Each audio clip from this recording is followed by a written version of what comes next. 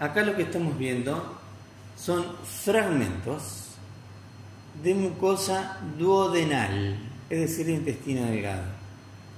Pero lo que podemos ver a simple vista es que hay una grosera distorsión de su arquitectura. Recordemos que la mucosa del intestino delgado tiene vellosidades y criptas. Acá lo que vemos es que hay ausencia prácticamente de vellosidades y hay muchas criptas. Las criptas están, podemos decir, elongadas, pero hay una grosera distorsión de las vellosidades, a tal punto que en sectores, por ejemplo acá, desaparecen. Se supone que acá deberían proyectarse vellosidades y no están. Lo que sí que hay mucha cripta en esta biopsia. Bien, es decir, que hay una distorsión con atrofia de las vellosidades. Bueno, en la lámina propia, es decir, en el tejido conectivo de alrededor de las criptas, lo que vemos es un infiltrado inflamatorio disperso.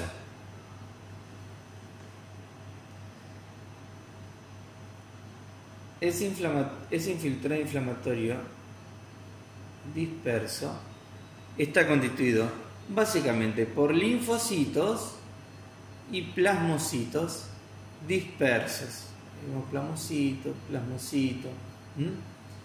Entonces, el infiltrado inflamatorio es básicamente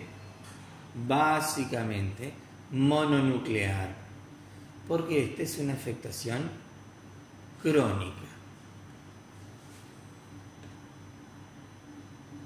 Otro detalle importante de la biopsia es que si vemos el epitelio de revestimiento, tiene muchos linfocitos que están atacándolo, mucho linfocito disperso atacando el epitelio. Por lo tanto, el sistema inmune se la está agarrando con el epitelio, va y lo ataca. Estos se llaman linfocitos intraepiteliales. Esta situación de distorsión de la mucosa con un infiltrado inflamatorio mononuclear con linfocitos intraepiteliales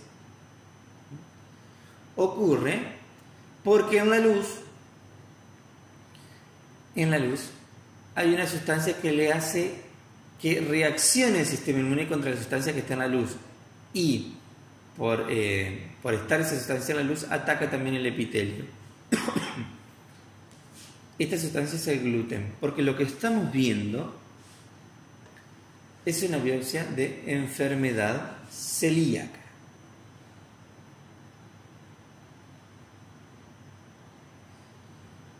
Entonces, en algunos sectores la mucosa se va a atrofiar más y en otros sectores se va a atrofiar menos.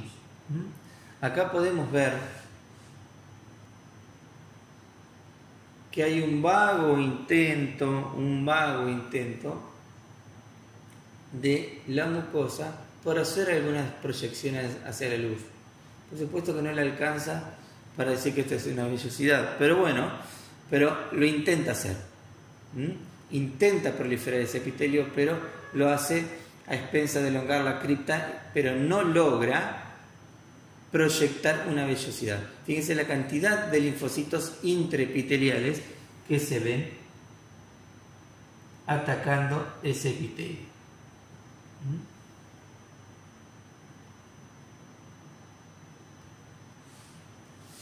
Mezclados con los núcleos de los enterocitos están todos estos linfocitos intraepiteliales. ¿Por qué? Porque el epitelio recibe el ataque de los linfocitos, pero en realidad porque hay una sustancia en la luz. Esa sustancia, como dijimos, es el gluten.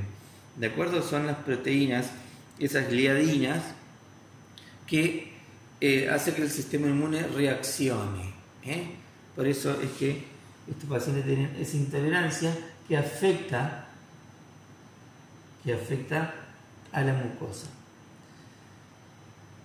La reacción al gluten es un tanto, no es homogénea en toda la mucosa, por eso es que se deben hacer varias tomas, por eso 5 tomas o más. ¿Para qué? Para elegir la que tenga mayor atrofia y a esa graduarla. ¿Con qué se gradúa? Con una clasificación que se llama de Marsh, clasificación de Marsh. Marsh 1 es cuando todavía no hay distorsión de la arquitectura, es decir, hay vellosidades, hay criptas, pero lo que vemos es que hay un ataque del epitelio ya. Entonces, vamos a ver linfocitos intraepiteliales. Es decir, es una enteritis linfocitaria, el Marsh 1. Marsh 2, la vellosidad sigue en su esplendor, pero hay una elongación de la cripta. ¿Por qué? Porque recordemos que en las criptas están las células de reserva.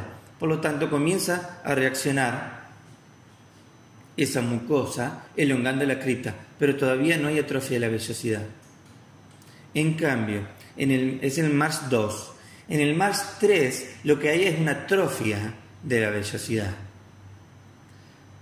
Esa atrofia se gradúa también. Marsh 3A cuando es poco, Marsh 3B cuando es moderada la atrofia y Marsh 3C cuando es completa la atrofia. En este caso podemos decir que hay una ausencia total, de hecho se parece mucho a la mucosa del colon, porque hay una ausencia total, una atrofia completa de la vellosidad. Por lo tanto, podemos, como haciendo el resumen, podemos decir que este es un corte histológico tenido con hematoxilina eosina de bocados endoscópicos de mucosa duodenal, en el que se reconoce una distorsión severa de la mucosa con atrofia completa de las vellosidades y elongación de las criptas. El infiltrado inflamatorio de fondo es linfoplasmocitario en la lámina propia y se reconocen linfocitos intraepiteliales. Esta disminución de la superficie de absorción del intestino delgado es lo que va a hacer que el paciente tenga, por ejemplo, diarreas, y además mal absorba un montón de sustancias. Por eso que es tan completa, es tan amplia las manifestaciones clínicas. Pero, digamos, los síntomas gastrointestinales tienen que ver con la diarrea, con el meteorismo, todo porque no puede absorber, con la mala absorción de grasas, mala absorción de vitaminas, mala absorción de minerales. Por eso la clínica puede ser déficit vitamínicos, anemia, hasta baja talla. ¿Todo por qué? Porque la mucosa, como vemos acá, está completamente atrófica.